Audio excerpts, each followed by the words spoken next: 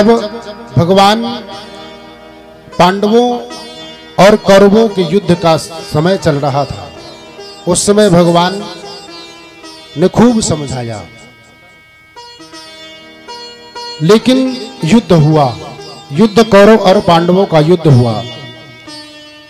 भीष्म पितामह युद्ध में संपूर्ण बाणों की शैया में पड़े हैं और भीष्म पितामह से राजधर्म की शिक्षा लेने के लिए पांडवों को भगवान लेकर के द्रौपदी के सहित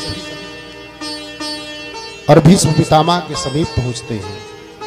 द्वारिकाधीश भगवान ने भीष्म पितामह के सामने खड़े होकर के और पांचों पांडव प्रणाम करते हैं। पितामह आपके चरणों में प्रणाम, और राजधर्म की शिक्षा प्रदान करिए। और भगवान ने सुंदर बात जब ये कही भीष्म पितामह से, तो भीष्म पितामह के आंखों से झटझट आंसू झड़ने लगे और उन्होंने यही बात कही कि गोविंद, अगर कोई सम्मान करना सीखे, बड़ाई देना सीखे तो आपसे सीखे। आप जिसके साथ हो, आपने कौन सा ज्ञान प्रदान न किया होगा, लेकिन आप चाहते हैं कि मेरा भी सम्मान अंतिम समय में पांडव करें। आप उसी मर्यादा को स्थापित करने के लिए लेकर के आए हैं। ठीक है, आपका आदेश है, मैं जरूर ये बात कहूँगा। तो जैसे ही भीष्म पितामह ने ये बात कही कि बेटाओ, तुम राजा बन चुके हो, राजा बनने जा रहे हो, संपूर्ण युद्ध को तुमने जीत लिया है और कौरवों का अंत हो चुका है, अब तुम राज्य सिंहासन में बैठने जा रहे हो।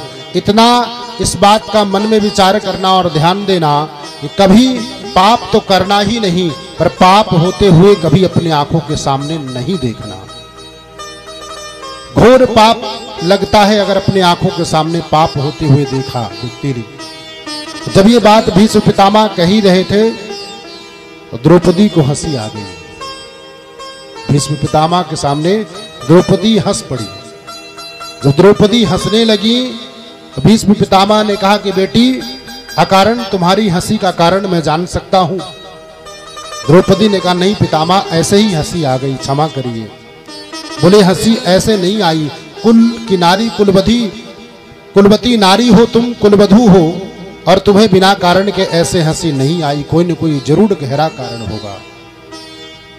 द्रौपदी ने कहा कि पितामह, आपने ये बात कही कि पाप न करना और पाप होते हुए कभी न देखना, तो आप जब मेरा दुशासन मेरी साड़ी को सभा में खींच रहा था, आप सभा के सामने वाली कुर्सी में बैठे थे, सबसे पहले मैंने आपको गुहार लगाया था, भीष्म पितामह, हे पितामह, मुझे बचाइए, मुझे बचाइए। तो ये महापाप आपने अपनी आंखों से क्यों देखा था?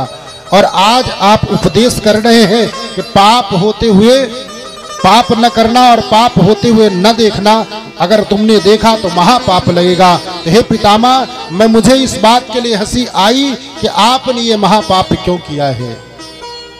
भीष्म पितामह के नेत्रों से झरझर आंसू झरने लगे। बेटी, आज 56 दिन से बाणों की सैया में मैं इसीलिए तो भोग रहा हूँ। एक एक बूंद मेरा रक्त निकल रहा है। उस दूषित अन्न को मैंने ग्रहण किया है, दुर्योधन के दूषित अन्न को मैंने ग्रहण किया है, इसलिए मेरी बुद्धि, मेरी मति खराब हो चुकी थी। आज मेरा संपूर्ण शरीर शुद्ध हो चुका है, मेरा संपूर्ण शरीर से रक्त निकल चुका है, इसलिए मैं ज्ञान ये उपदेश तुम्हें प्रदान कर रहा हूँ।